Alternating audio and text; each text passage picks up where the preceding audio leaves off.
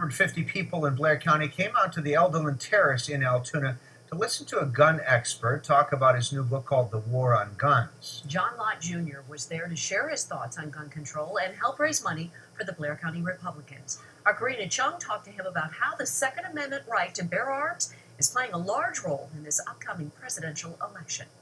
John Lott has written several books on gun control and says it's a hot-button issue for voters, especially here in Pennsylvania.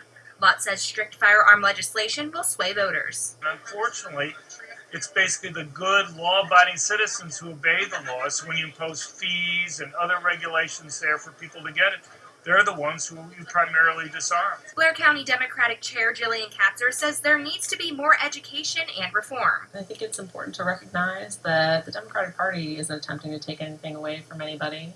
There are some issues with loopholes and background checks that we'd like to address. Anthony Biddle works at a gun shop in Blair County. I think our Second Amendment is a really big issue for our for the political campaigns this year, and it's very important for us to protect our rights. This specific election is going to be a really big issue because of the Supreme Court justices that are potentially retiring and going to be replaced during this term.